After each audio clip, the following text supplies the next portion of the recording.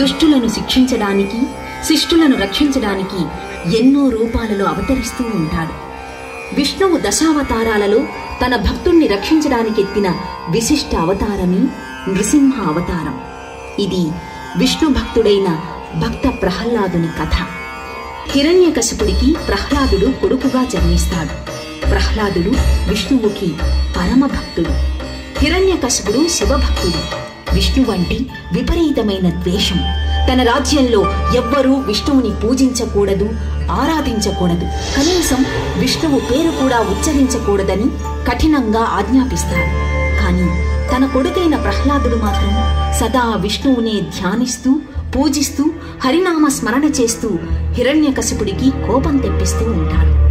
ఎన్ని విధాలుగా ప్రహ్లాదుణ్ణి బెదిరించినా, ఎన్ని శిక్షలు వేసినా ప్రహ్లాదుడు మాత్రం హరినామ స్మరణ, పూజ మానడు. విష్ణువు సగం నరుని రూపంలో, సగం సింహం రూపంలో అవతరించడంలో ఒక విశేషం.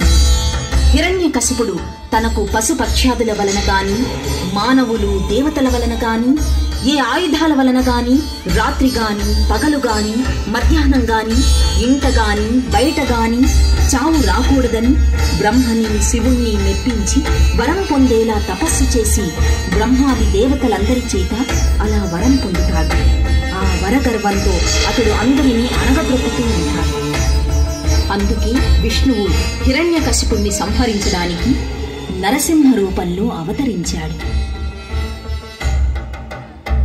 నారాయణ నారాయణ.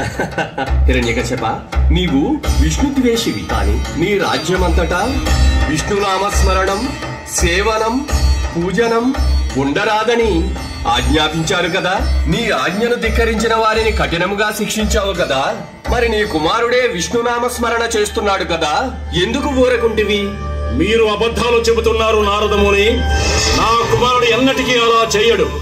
ఓ అలాగా, సరే మరి స్వయంగా నీవే చూడు. నీ సుపుత్రుడు చేస్తున్న నారాయణ నామస్మరణం.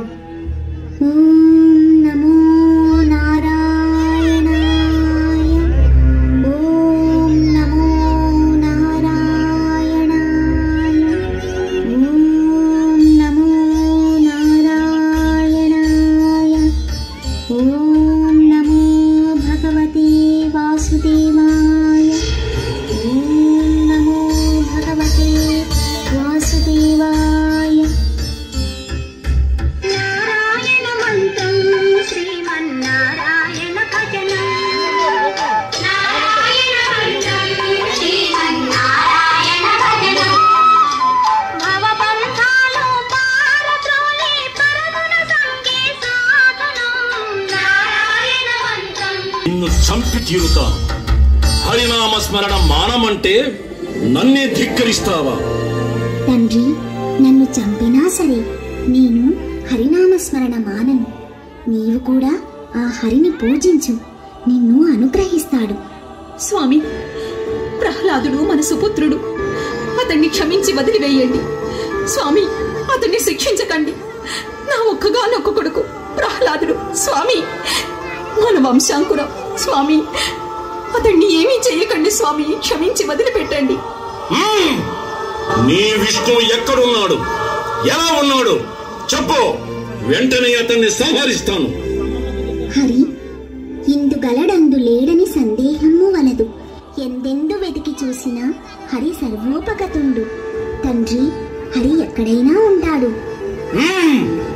అయితే ఈ స్తంభంలో ఉన్నాడా నీ హరి? ఓ, ఈ స్తంభంలో కూడా ఉంటాడు. పిలిస్తే పలుకుతాడు, కాని పిరికి పందలా దాక్కుని లేడు. హరి వీర భయంకరంగా దీనిని చీల్చుకొని రాగలడు. కావాలంటే పగలగొట్టి చూడండి ఈ స్తంభాన్ని. శ్రీహరి తన భక్తులను రక్షించడానికి సదా సిద్ధంగా ఉంటాడు, సర్వత్రా ఉంటాడు. అయితే ఈ స్తంభాన్ని పగలగొట్టి నీ హరిని సంహరిస్తాను, చూడు. తండ్రి, నీవు శరణు వేడుకో, నిన్ను క్షమించి అనుగ్రహిస్తాడు. నీకు ప్రాణభిక్ష పెడతాడు. అతడు నాకు ప్రాణభిక్ష పెట్టడం ఏమిటి? నేనే అతడి ప్రాణాన్ని నా గదాఘాతంతో సంహరిస్తాను.